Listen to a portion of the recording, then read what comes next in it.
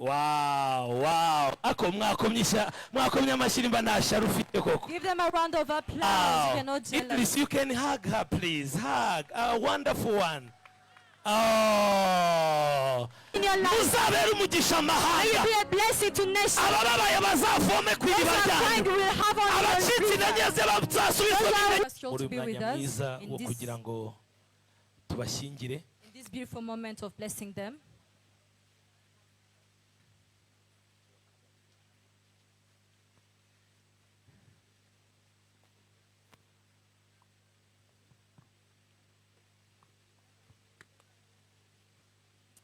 Yes, tugiye gukora uyu muhango wo kubasezeranya. We're going to bless them.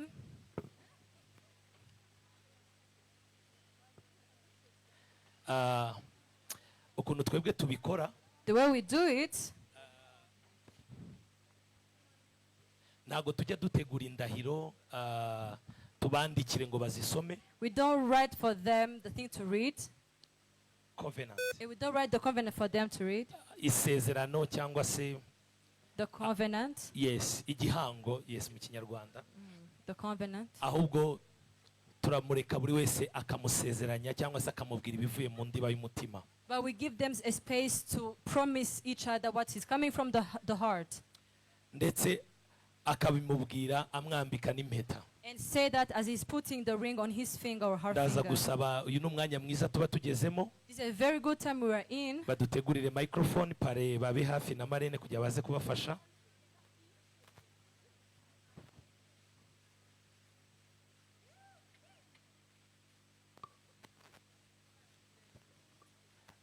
Reka ihe pare amufashe.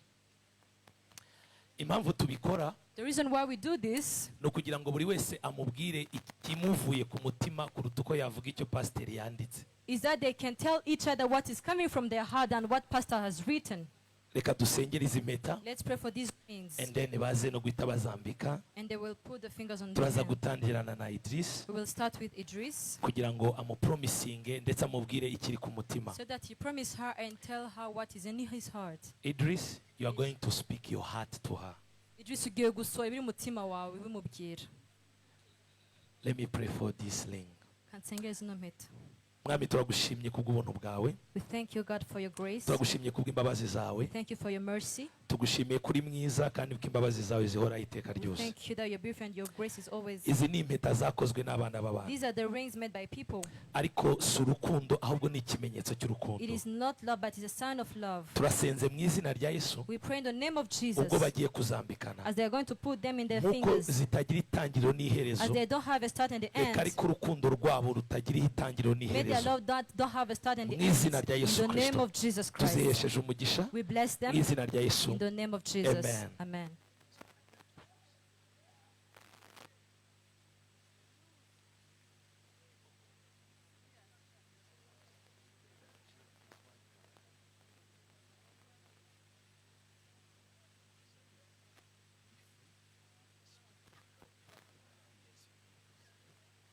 So, Idrissa, feel free, speak your heart. This is your day, no limitation. Please, Idris wisanzure uyu munsi wawe uvuga ikiri ku mutima. speak something. Gira icyo uvuze. It's your time. Wow. Today I give you my heart. Vestina uyu munsi nkwiye umutima To wanjye. walk by your side forever, to love you, Niyemeje cherish gukunda, you, and to support you, kugushigikira, and to support you in everything in life throughout us. I love you. I'm Nongafu. Reka tumukomere amashyi menshi.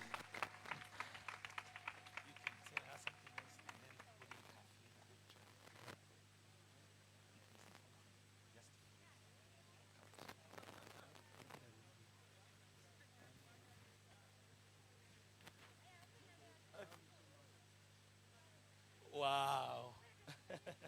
Reka tubakomere amashyi menshi quand même. Let's give them a round of applause. Okay, tugiye kumva noneho Vestina. I'm going to listen to Vestina. Vestina, wisanzure.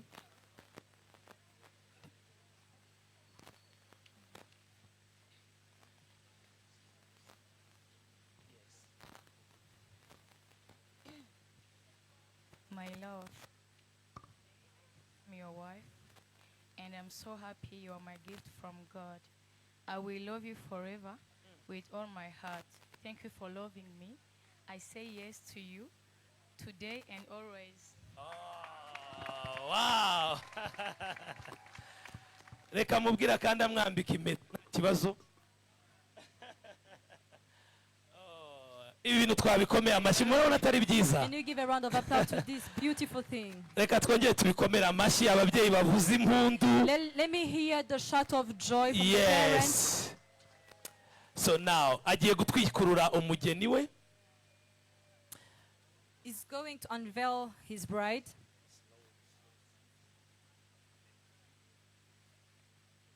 So agiye gutwikurura umugeni we. He's going to unveil his Abanza bride namurebe neza so kamera. that he look at him. Reka abitangira bikore. Please go ahead, Idrissa.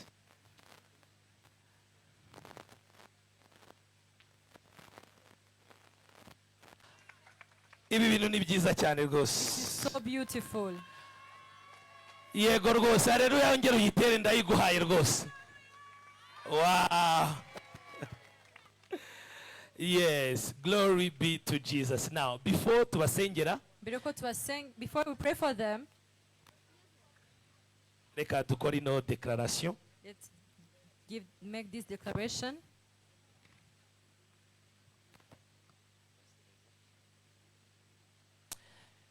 Ngewe Pastor Mugisha Jackson, Me, Pastor Mugisha Jackson, kubw'ububasha mpabwa n'ijambo ry'Imana, by the authority I'm given by the word of God, kandi nkabihabwa no kurambikwa ibiganza by'ababyeyi, and by the hand that was laid to me by the parent, natuye ku mugaragaro I command today, imbere y'abantu, before people, imbere y'Imana, before God, ko Idrissa that Idris abaye umugabo wa Vestina, is now a husband to ndetse Vestina, Vestina abaye umudamu wa Idrissa. and Vestina is the wife of Idris. Iki uje ntihakagira umuntu utandukanye. Whatever God has united, may no one reunite it. Amen. Reka Amen. dukomere Imana amashyi menshi.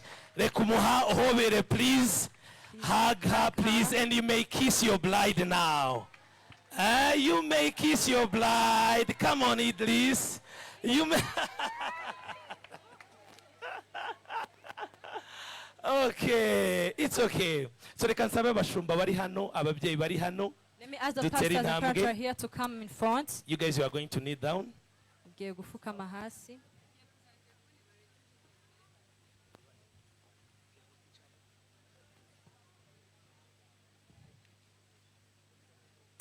Yes.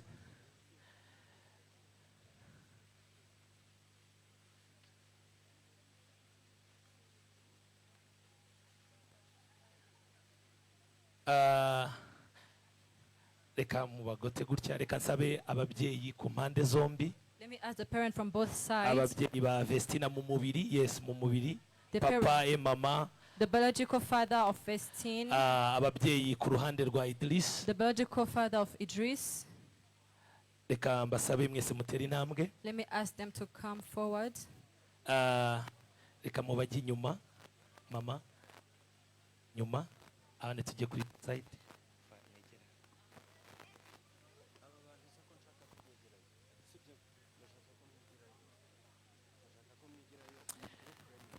Yes, tugiye kubasengera, reka mbasabe twese duhagurutse Let me kubaha ask you all Imana. to stand up as you respect God. Uyu ni umwanya udasanzwe, This is a very precious moment. reka nsabe ababyeyi, inshuti, buri muntu wese uri hano yubahe, Ask the parents and the friends to stand up. buri and wese respect yubahe this uyu moment. mwanya ahaguruke.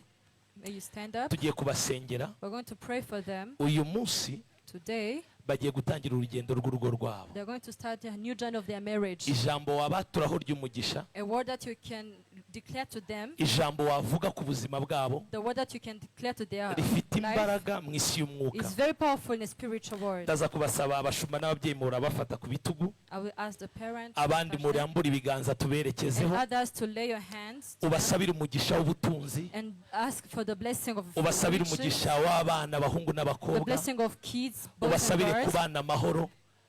Pray for them to live together in harmony. Ijambo ryawe mu isi y'umwuka rirakawuntinga, Your rirakomeye word cyane. in spiritual word is very Uyu important. ni umwanya ukomeye wa gihanuzi. This is a very important time. Ijambo wavuga Any ryagira word you umumaro can kuri aba bana declare, bacu. it can be very useful to Niyo our mpamvu uyu children. mwanya tuwubaha, That's why we respect very much this tugahamagara ababyeyi moment mu mubiri, and ask the biological parents tugahamagara abashumba, and call namwe the mwese pastors mwitabiriye umuhango kugira mu blessing ubwoko and bw'Imana. you all have come in this ceremony. Reka tubikore tubikunze Let's do it as we love it kandi turi mu mwuka. and in the spirit. Ndaza gusaba abaririmbyi please mube mukina piano ndetse n'akaririmbo gatuje tubasengera. Let me ask singers to sing. Reka nsabe buri wese arambura ibiganza Let me hano. ask everyone to lay their hands on them.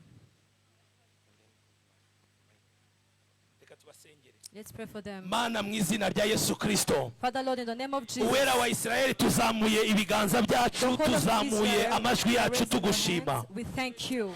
Dushendera Idrissa ndetse na Vestina. We are blessing Idrissa and Mana mu Christine. izina rya Yesu tubahesheje In the name umugisha. of Jesus, we are blessing Uyu them. munsi ni umunsi twari dutegereje. Today we have been waiting for Uyu ni it. umunsi usobanuye byinshi ku This is a buzima day that bwabo. is meaningful in their Mu lives. izina rya Yesu Kristo, In the name Mana of Jesus Christ, twatuye umugisha wo kurama, bless them. twatuye umugisha wo kubyara abahungu We bless n'abakobwa, them with the blessing of twatuye umugisha wo kubana neza, We bless them with twatuye the umugisha wo gutunga. We declare Mu riches izina rya Yesu in the name Kristo, of Jesus. nta mwuka n'umwe uzabagiraho There imbaraga, is no spirit that will nta be myuka mibi effective in izabagiraho them. There imbaraga. is no spirit that will be Turasenze effective in them. twatura umugisha We w'Imana, declare blessings from imbaraga God. z'Imana zibe ku buzima bwabo, God be on them. ubuntu bw'Imana bube ku The buzima grace bwabo. of God be on them. Mu izina rya Yesu In the name Kristo, of Jesus Christ. ndasenze kubw'ubuntu bwawe Mwami, Pray in your ubarinde Father. kandi ubagire neza. Protect them and do good to Amaraso ya them. Yesu Kristo The abagote, blood of Jesus Christ cover imbabazi them. zana urukundo rwawe Blessing rubabeho. love be with them. Mu izina rya Yesu In the Kristo, name of Jesus. nta kibazo abahiga Blessing kizabashobora. that will have them. Ndahamagara umugisha w'amajyepfo, I amajyaruguru, call the blessing from the east, the iburasirazuba, west, iburengerazuba. north and Reka uwo south. mugisha ube ku buzima Let bwabo. that blessing be on them. Imbuto zo mu nda yawe reka uzihabwe umugisha. May their Mu izina rya offspring be Yesu blessed Kristo, in the name Mwami. of Jesus.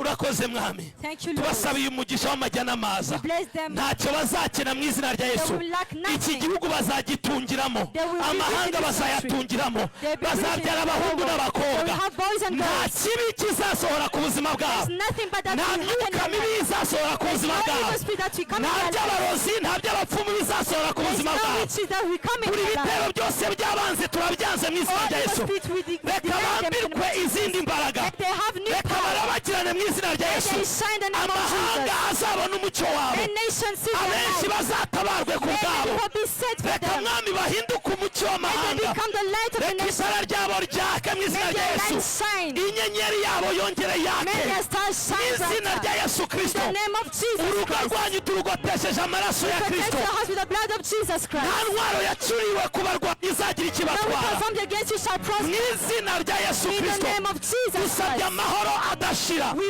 ask for peace. dusabye ubutunzi budashira, Ask for everlasting dusabye riches. kumvikana bidashira, Ask the very good dusabye understanding. kubyara abahungu n'abakobwa. Ask for having Mu kids. izina rya Yesu In Kristo, the name of Jesus umugisha Christ. w'Imana ubabeho, May the blessing of God urukundo be on rw'Imana them. rubagote. May your love be on Abashumba them. twatuye umugisha, We declare blessing. ababyeyi twatuye umugisha. And declare blessing Ntacyo on them. muzifuza ngo mukibure, We lack nothing. ntacyo muzakenera ngo mukibure. We lack nothing. Imana izahora iprovidinga ku God will buzima always bwanyu. provide in your life. Muzabere umugisha May amahanga, you be a blessing to nations. abababaye bazavome ku Those iriba who are crying ryanyu, will have on your abacitse river. intege ze bazasubizwa Those who are n'intege weak ku iriba will be ryanyu. strong because of you. Mugende mube umugisha mu Go mahanga, and be a mugende blessing mube in the umugisha mu nation. batizera, Go and be a blessing to mugende mube everyone. umugisha mu bizera. Don't be a blessing. Amahanga bahamagara mu izina